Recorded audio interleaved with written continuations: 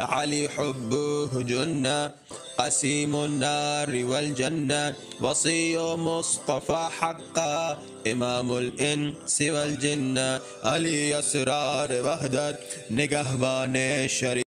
بسم اللہ الرحمن الرحیم. الحمد للہ رب العالمین والعاقبۃ للمتقین وآلہ الطیبین الطاہرین المعصومین الذین اذھب اللہ عنہم الرجس وطہرہم تطہیرا. اللہم صلی علی محمد وآل محمد وعجل فرجہم آل محمد. السلام علیکم ورحمۃ اللہ وبرکاتہ. سلام عرض کرنے کے بعد ناظرین کرام، آج ہم آپ کے سامنے ایک نئے موضوع کے ساتھ حاضر خدمت ہوئے ہیں، اور آج کا دن 8 شوال یوم انہدام جنت البقیع ہے. تو چند سوالات کی طرف ہم اپنے مومنین کو بھی متوجہ کرنا چاہیں گے، اور تاریخی اعتبار سے احادیث اور فرامین کی روشنی میں اور محمد و آل محمد کے فرامین کے مطابق اور تاریخی حوالے سے یوم انہدام جنت البقیع کے حوالے سے کچھ پس منظر جو ہے وہ آپ کی خدمت میں عرض کرنا چاہیں گے. اور یہ جو دن ہے کہ یوم انہدام جنت البقیع ملت تشیع کے لیے ایک بہت ہی سوگ کا دن ہے، اور اس میں پوری ملت اسلامیہ اس دن کو کبھی نہیں بھلا سکتی کہ جس میں دختر رسول، لخت جگر رسول، گوشہ رسول، حسنین کی ماں، زوجہ علی، خاتون جنت، جس کے لیے رسول فرماتے ہیں فاطمہ تو بضعۃ منی، کہ فاطمہ میرا حصہ ہے، میرے جسم کا حصہ ہے. اور ان کی قبر اطہر کو مسمار کر دیا گیا، اور یہ بھی احساس نہ ہوا کہ یہ شخصیت کون ہے. ایسی عظمت والی بی بی کہ جن کے دروازے پہ رسول آ کے ٹھہر جاتے تھے اور انما یرید اللہ کی تسبیح کی تلاوت کرتے تھے، اور بغیر قرآن کی تلاوت کیے ان کے گھر میں داخل نہیں ہوتے تھے، سلام کیے بغیر داخل نہیں ہوتے تھے، اجازت لیے بغیر جس گھر میں داخل نہیں ہوتے تھے. وہ عظمت والی بی بی جو صدیقہ بھی ہے، جو راضیہ بھی ہے، جو مرضیہ بھی ہے، یوم انہدام جنت البقیع اس کی جو تاریخی حوالے سے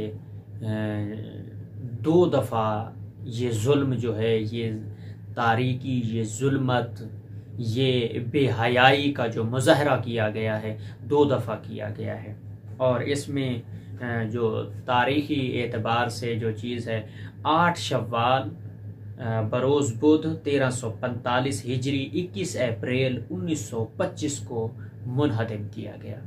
بہت ہی انتہائی ایک دکھ بھرا دن اور کبھی نہ بھلانے والا دن ہے، جس میں اس ظلم کو جو ہے وہ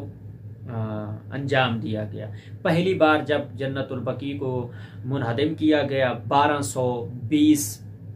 سن میں، اور دوسری بار 1344 میں اس کو منہدم کیا گیا، اور 15 مفتیوں کے فتوے پہ عمل کیا گیا اور جنت البقیع کو منہدم کیا گیا ہے.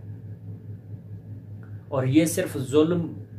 یعنی بی بی کی زندگی میں بھی اتنے مظالم ڈھائے گئے کہ بی بی روتی رہی. اور بی بی کی قبر کے پیچھے جو ہے وہ بیت الحزن موجود ہے، جہاں پر رسول کی قبر پر آ کر بی بی پاک سیدہ مطہرہ بی بی جو ہے وہ گریہ فرماتی تھی. اور جتنے بھی حجاج کرام ہیں، جتنے بھی عمرے پہ جاتے، جتنے بھی زوار ہیں، اور دعا گوہوں کے خداوند متعال جو ہے وہ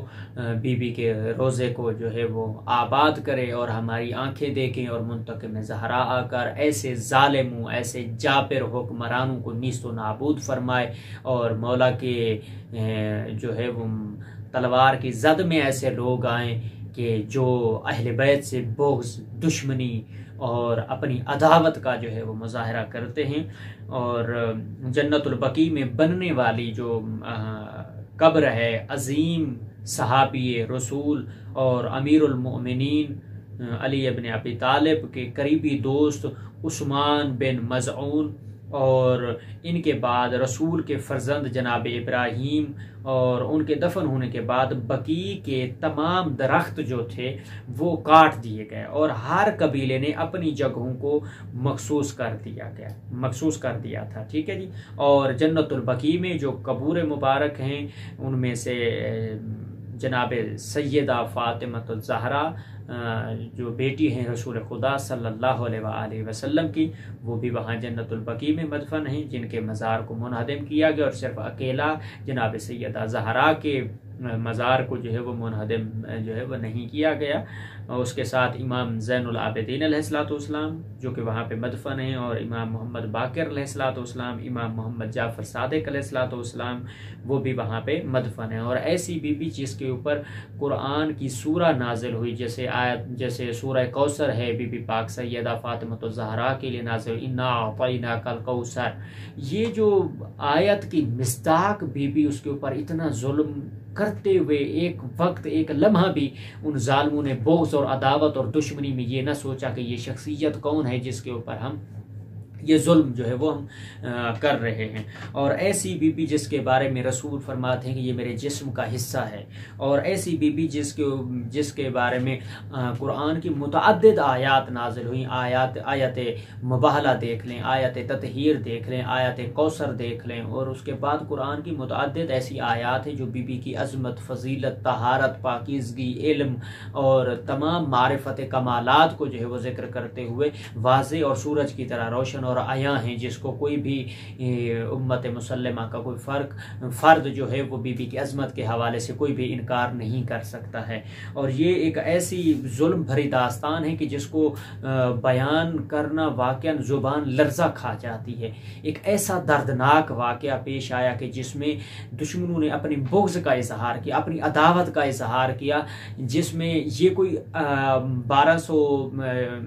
1220 کا واقعہ نہیں ہے۔ اس سے پہلے آپ اگر دیکھ لیں زمانہ رسول سے، زمانہ رسالت سے آپ چلتے آئیں اور دیکھیں کہ محمد و آل محمد سے جہاں پر ممبروں پہ شب و ستم ہوتا رہا، لعن و طعن کا سلسلہ ہوتا رہا، یہ بغض عداوت محمد و آل محمد، یہ دشمنی محمد و آل محمد تھی کہ جو ان کو برداشت جو ہے وہ نہیں ہو پایا۔ آل محمد کے گھرانے سے یہ بغض، عداوت، دشمنی جو ہے وہ کسی حد تک بھی قابل قبول نہیں ہے۔ اور ہم جتنے بھی مسلمان اور ملت تشیع کے جتنے بھی نمائندگان ہیں، بزرگان ہیں، طلباء ہیں، علماء ہیں، اور ملت تشیع فقہ جعفریہ کے جتنے بھی اہل تشیع کے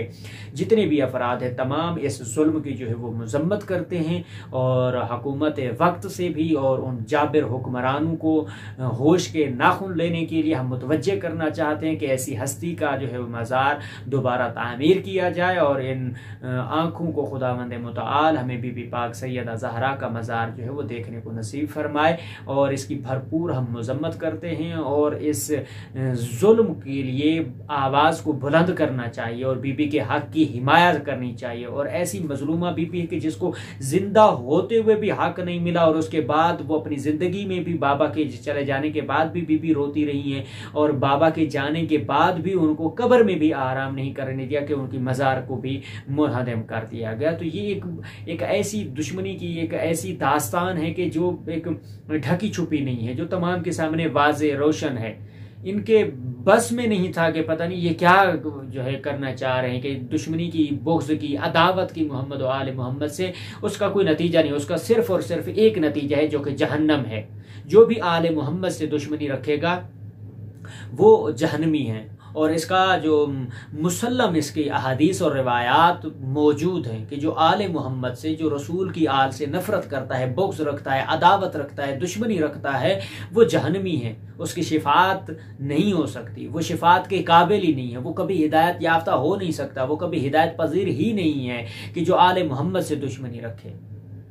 جنتی وہ ہے کہ جو آل محمد سے محبت رکھتا ہے، ان سے عقیدت رکھتا ہے، ان کی محبت کو اپنے دل میں جو ہے وہ رکھتا ہے، ان کی عقیدت کو جو ہے وہ مانتا ہے اور اعتقاد رکھتا ہے، ان کی عصمت پر، ان کی امامت پر، ان کی پاکیزگی پر، ان کی طہارت پر، ان کے علم پر، ان کے حلم پر، ان کی امانت، ان کی شجاعت، ان کی صداقت، جس کی زمانے میں کوئی مثال ہی نہیں ملتی ہے۔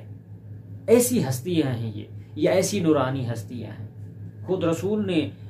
جو احادیث فرمائی ہیں بی بی پاک سیدہ کہ بی بی جناب سیدہ زہرا جب آتی تھی تو رسول خدا صلی اللہ علیہ وآلہ وسلم جناب سیدہ زہرا کے استقبال کے لیے کھڑے ہو جاتے تھے.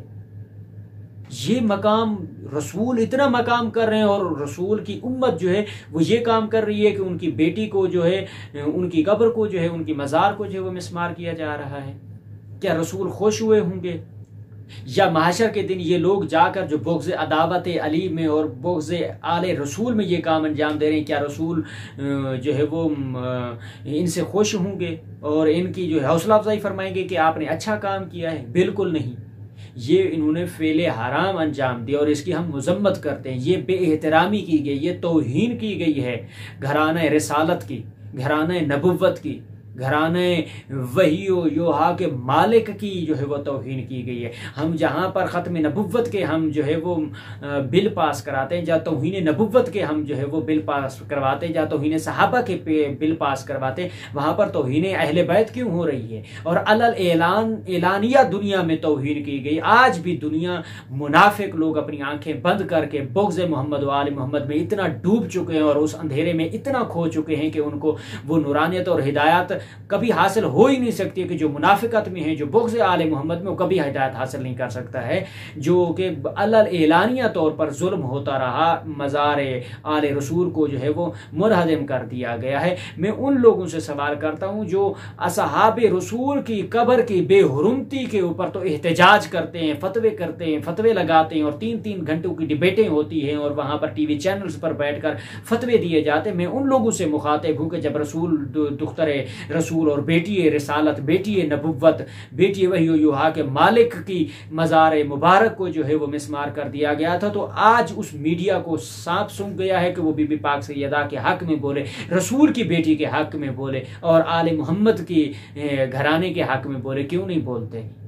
کیا ہے یہ؟ ایک لمحہ فکریہ، ایک سوالیہ نشان ہے. اور میں اپنی غیرت مند قوم فقہ جعفریہ کو مخاطب ہو کے کہنا چاہتا ہوں کہ میری قوم جاگے، وہ دشمن کی ان سازشوں کو، دشمن کے اس ایجنڈے کو سمجھے کہ وہ ہمیں کس طرف لے کے جا رہی ہے. ہم اپنے آپس کے دشمنی میں، عداوت میں ایک دوسرے کے اوپر اعتراض اور لعن طعن کرنے کی بجائے ہم دشمن کی سازش کو سمجھے کہ دشمن ہمیں کس طرف لے کے جا رہا ہے. تو ناظرین کرام، ہم اس ظلم کی جو ہے مذمت کرتے ہیں اور انہی الفاظ کے ساتھ جو کہ 8 شوال یوم انہدام جنت البقیع کے حوالے سے تھا، جو ایک لمحہ فکریہ اور ایک تذکرانہ میسج اور پیغام اپنے مومنین تک اور اپنی جو ملت جعفریہ ہے ان کے تک جو پیغام پہنچانا تھا وہ مقصود تھا. اور انہی الفاظ کے ساتھ آپ لوگوں سے اجازت چاہتے ہیں اور انشاءاللہ اگلے نئے موضوع کے ساتھ ہم آپ کے سامنے جو ہے وہ حاضر ہوں گے اور دعا گو ہوں کہ خداوند متعال امام زمان علیہ السلام کا جلد از جلد ظہور فرمائے اور منتقم زہرا کو اس دنیا میں بھیجے تاکہ وہ آل محمد کے دشمنوں سے جو آل محمد سے بغض رکھتے ہیں، عداوت رکھتے ہیں، دشمنی رکھتے ہیں، منافقت رکھتے ہیں، ان سے آ کے انتقام لے اور ان کو فردن چن چن کر جو ہے وہ ان کا حساب کتاب جو ہے وہ لے. اور خداوند متعال ہماری ان آنکھوں کو روضہ رسول کی زیارت نصیب فرمائے اور دشمنان شیعت اور دشمنان اسلام کو نیست و نابود فرمائے. والسلام علیکم ورحمۃ اللہ وبرکاتہ.